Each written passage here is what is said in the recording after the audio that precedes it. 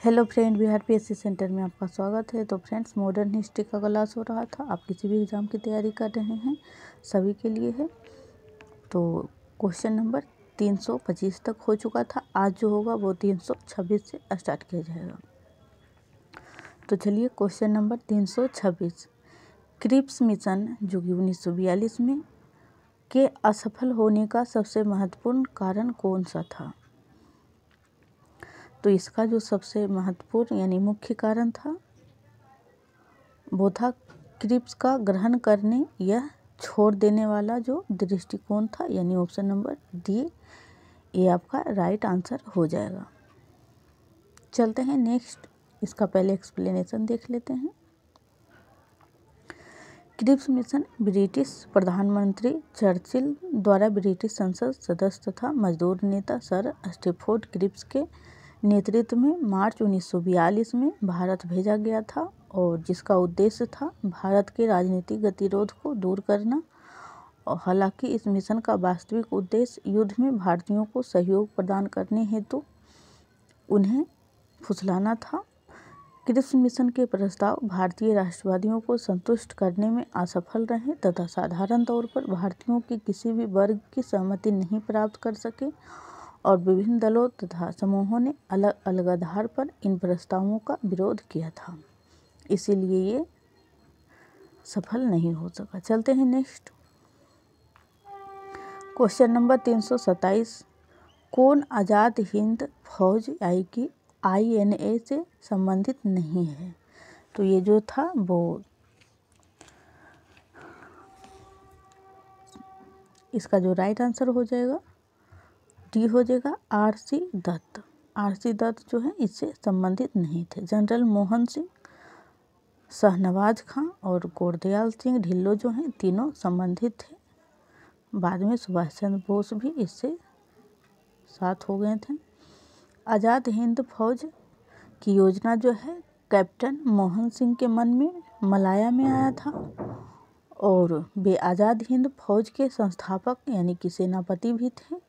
जापानी सेना के अफसर मेजर फूजीहारा तथा सिख साधु ज्ञानी प्रीतम सिंह की सलाह पर मोहन सिंह ने सिंगापुर कब्जे के बाद बंदी बनाए गए 40,000 युद्धबंदियों को लेकर आज़ाद हिंद फौज की स्थापना की, जिसका उद्देश्य था भारत को मुक्ति दिलाना। पुनः रास बिहारी बोस नेतृत्व में के द्वारा मार्च 1942 में टोक्यो के सम्मेलन में अप्रवासी भारतीयों द्वारा इंडिया इंडिपेंडेंस लीग की स्थापना की गई।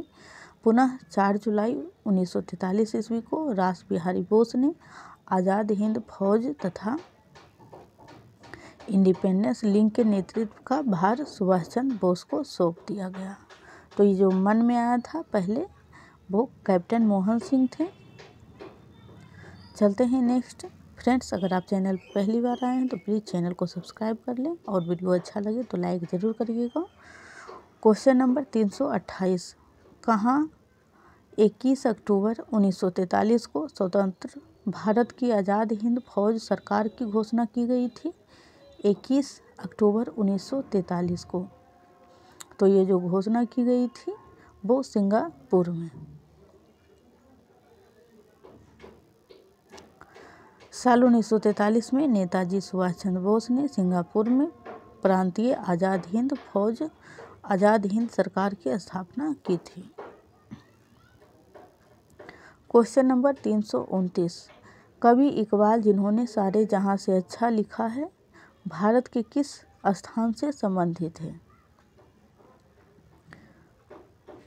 तो इसका राइट आंसर हो जाएगा पंजाब, यानी कि कवि इकबाल जो हैं वो पंजाब से थे। मोहम्मद इकबाल जन्म 9 नवंबर 1877 सियालकोट पंजाब में, और ब्रिटिश भारत मृत्यु जो हुआ था 21 अप्रैल 1938 में, और एक आधुनिक भारतीय प्रसिद्ध मुसलमान कवि थे। इकबाल ने अपनी अधिकांश रचनाएं फारसी में की है, और सारे जहां से अच्छा हिंदुस्तान हमारा यह मशहूर गीत इकबाल का ही लिखा हुआ है। क्वेश्चन नंबर 330, वर्ष 1946 में आज़ाद हिंद फौज के लाल किले में दिल्ली के मुकदमे की पैरवी निम्नलिखित में से किसने नहीं की थी?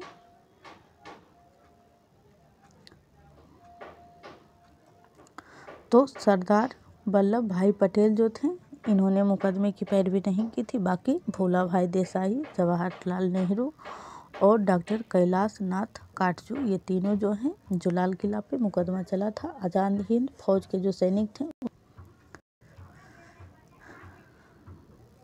भारतीय राष्ट्रीय कांग्रेस ने आज़ाद हिंद फौज बचाव समिति का गठन किया था तथा रिहा कर दिए गए फौजियों को आर्थिक सहायता देने तथा उनके लिए रोजगार की व्यवस्था के लिए आज़ाद हिंद फौज राहत तथा जांच समिति भी बनाई थी तथा लाल किले में यह ऐतिहासिक मुकदमा शुरू हुआ जो भोला भाई देसाई बचाव पक्ष के वकीलों की अगुवाई कर रहे थे।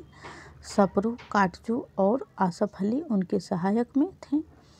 कार्यवाही के पहले दिन नेहरू भी वकीलों की पोशाक पहनकर अदालत में मौजूद थे। चलते हैं फ्रेंड्स नेक्स्ट पे,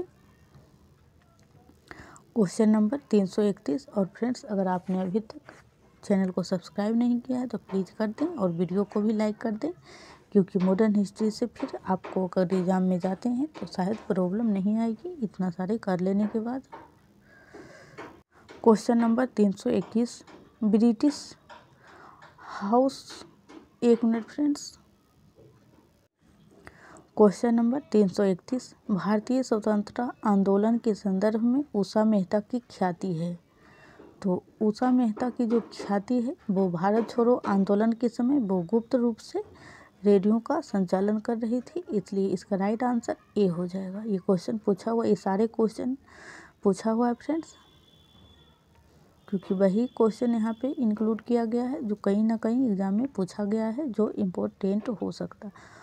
एक्सप्लेनेशन, उषा मेहता 25 मार्च 1920 से 11 अगस्त 2000 ने भारत के स्वतंत्रता आंदोलन में सक्रिय भूमिका निभाई थी और स्वतंत्रता के बाद वह गांधीवादी दर्शन के अनुरूप महिलाओं के उत्थान के लिए प्रयासरत रही। वह भारत छोड़ो आंदोलन के समय खुफिया कांग्रेस रेडियो चलाने के कारण पूरे देश में विख्यात हुई थी 1920 से लेकर 2000 तक।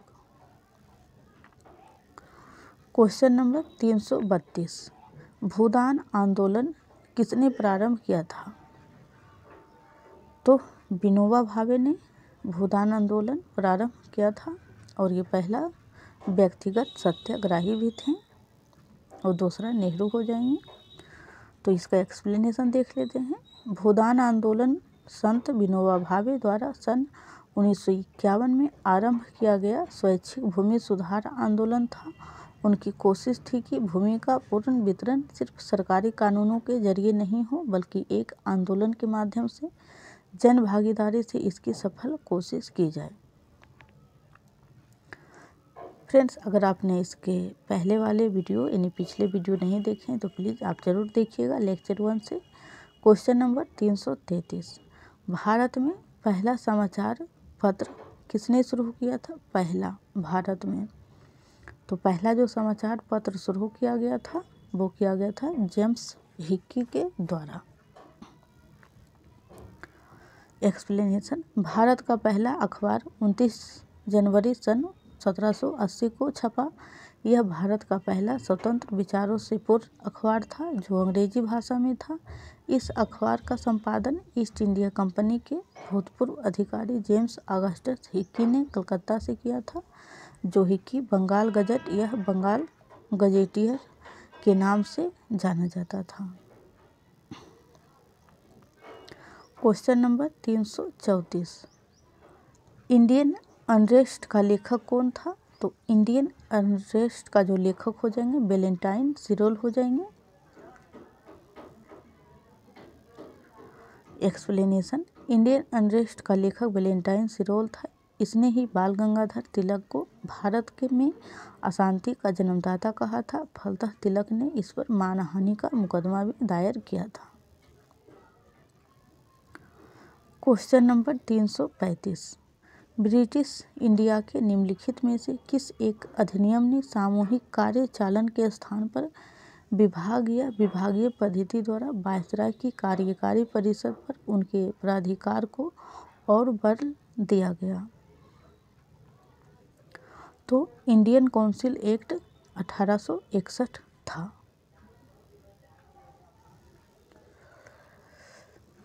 भारतीय परिषद अधिनियम 1861 भारत के संवैधानिक ऐतिहासिक की एक युगांतकारी तथा महत्वपूर्ण घटना है।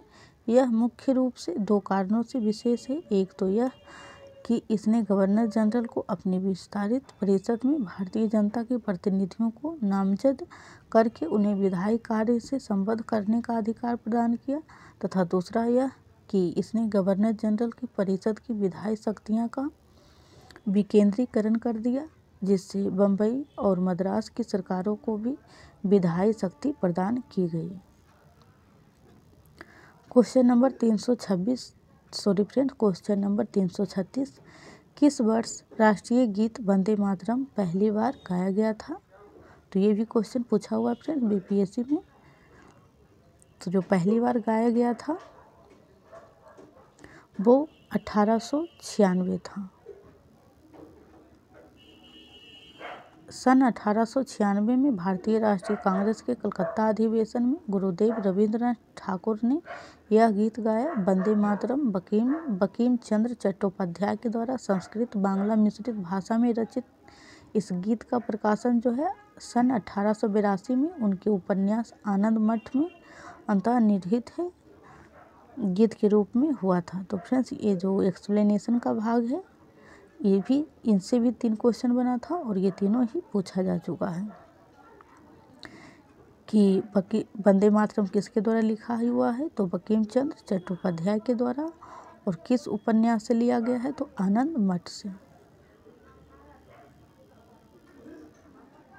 क्वेश्चन नंबर 337 सिखों के सैन्य संप्रदाय खालसा पंथ का प्रवर्तन किसने किया?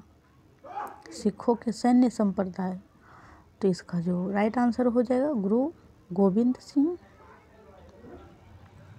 जिन्होंने खालसा पंथ का प्रवर्तन किया था।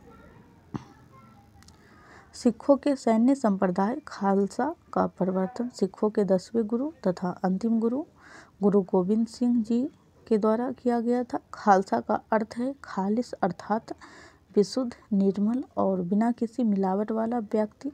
सभी जातियों के वर्ग विभेद को समाप्त करने और उनमें आत्मसम्मान और प्रतिष्ठा पैदा करने की भावना शुरू गुरु गोविंद सिंह ने सन 1699 ईस्वी में खालसा पंथ की स्थापना की थी। तो खालसा पंथ की स्थापना 1699। और सिख धर्म के जो पहले गुरु हो जाएंगे वो हो जाएंगे गुरु नानक। टोटल इसमें 10 गुरु थे और ये गुरु गोविंद सिंह जो थे वो सबसे लास्ट और अंतिम गुरु थे। क्वेश्चन नंबर 338 निम्नलिखित में से अवध के स्वायत्त राज्य का संस्थापक कौन थे? अवध के स्वायत्त राज्य के संस्थापक तो सादत खां बुरहान उल मुल्क।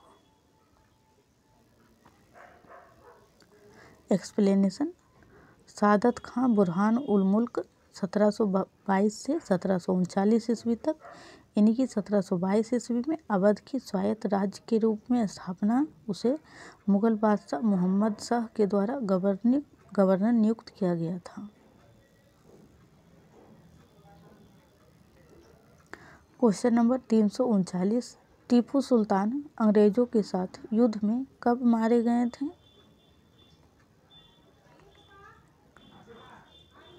तो इसका राइट आंसर हो जाएगा 1799। टोटल 4 आंग्ल मैसूर युद्ध हुआ था।